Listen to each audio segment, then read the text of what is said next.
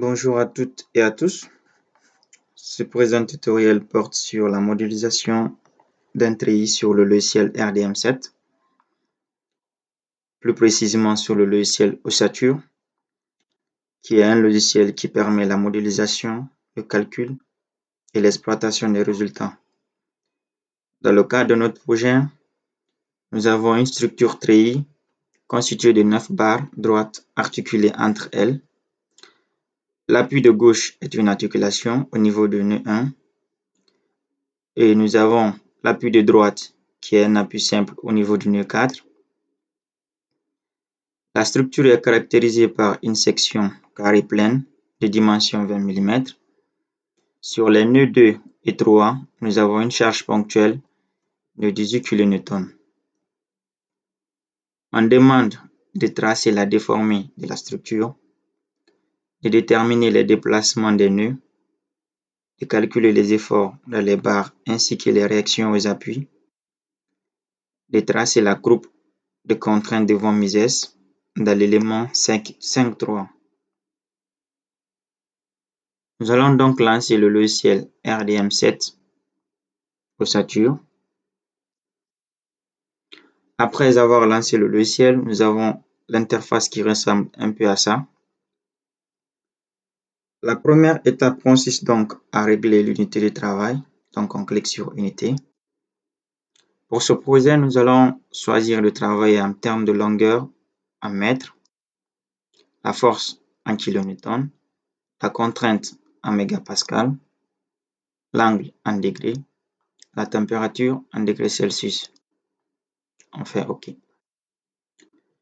Ensuite, nous allons cliquer sur Nouvelle étude parce que nous souhaitons faire une nouvelle étude. On clique sur Nouvelle étude et nous allons définir le type de l'ossature.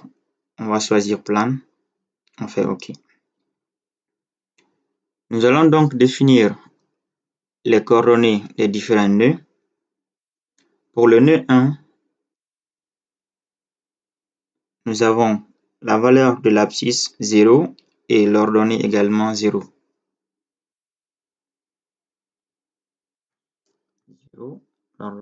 0. Pour le nœud 2, nous avons l'abscisse 2 mètres, l'ordonnée 0. Abscisse 2 mètres, l'ordonnée 0. Pour le nœud 3, nous avons l'abscisse 4 mètres, l'ordonnée 0. L'abscisse 4 mètres, l'ordonnée 0. Pour le nœud 4, nous avons l'abscisse 6 mètres, l'ordonnée 0. 6 mètres, l'ordonnée 0.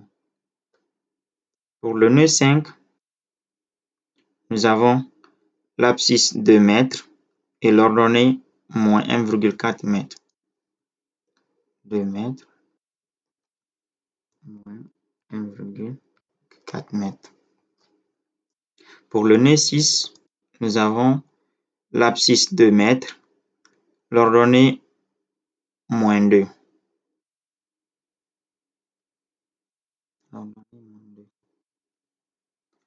On clique sur OK. Nous allons maintenant mettre les barres. Donc on revient sur nœud et poutre. On clique. Nous allons choisir poutre définie par 2 nœuds. Il suffit juste de cliquer sur un premier nœud et de cliquer sur un second nœud. Donc on clique sur le premier et le second.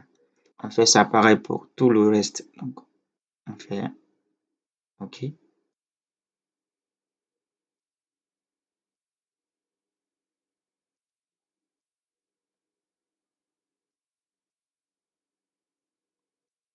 Nous allons placer les montants.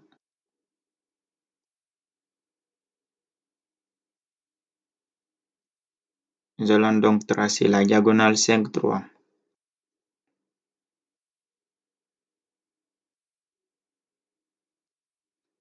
On fait échappe, on ferme.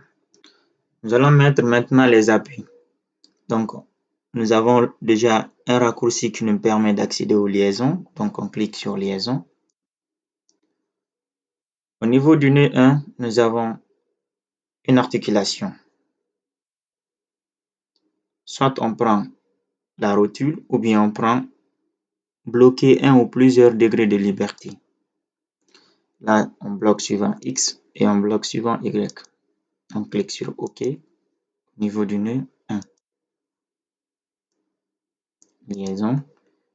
Maintenant, au niveau du nœud 2, au niveau du nœud, au niveau du nœud 4, nous avons un appui simple, c'est-à-dire bloqué suivant l'axe Y. OK. On fait échappe, on ferme.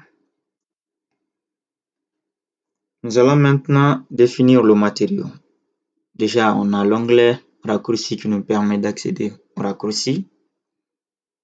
On clique sur matériaux. On clique sur définir. On revient sur les données. Nous avons un matériau qui est en acier. Donc, matériau en acier et section pleine. Donc, cela veut dire déjà c'est bon.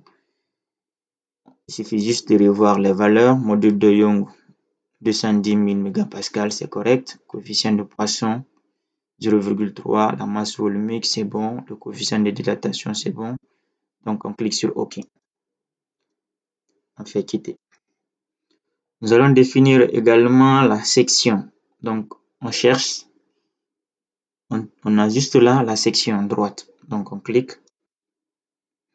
On revient sur paramétrer.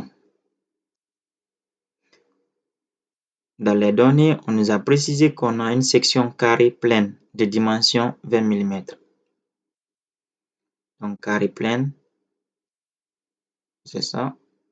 OK. Les dimensions 20 mm. On fait OK.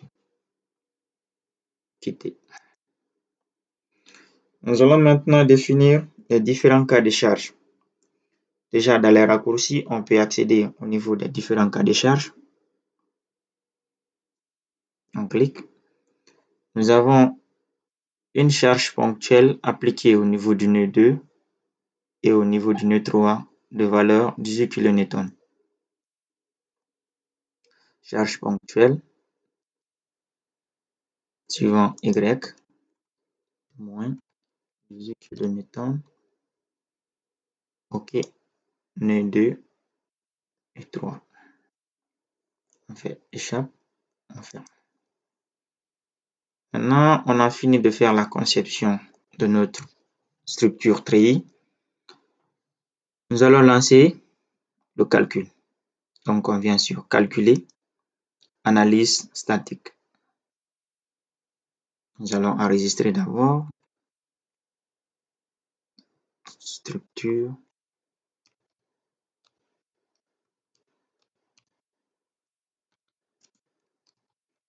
treillis. On met ça sur le bureau. OK. Là, on demande de tracer la déformée de la structure, de déterminer les déplacements des nœuds, calculer les efforts dans les barres ainsi que les réactions aux appuis. La déformée, on clique sur la déformée. Déjà, nous avons la déformée qui est là. On peut voir l'effort normal. On peut voir l'effort tranchant, le moment fléchissant, la contrainte normale. Maintenant, pour la dernière question, on a demandé de tracer la courbe de contrainte de von Mises dans l'élément 5.3. Pour tracer la contrainte de von Mises, là, on vient dans contrainte sur une section, on clique et on choisit 5.3, la barre 5.3, la diagonale. Donc, pour afficher ici la contrainte de von Mises dans l'élément 5.3, il suffit juste de venir dans Résultat, ISO-valeur. On vient dans Contrainte équivalente de von Mises. Là, on peut regarder les différentes valeurs de contrainte devant Mises pour cette structure TRI. Voilà, c'est tout pour cette vidéo.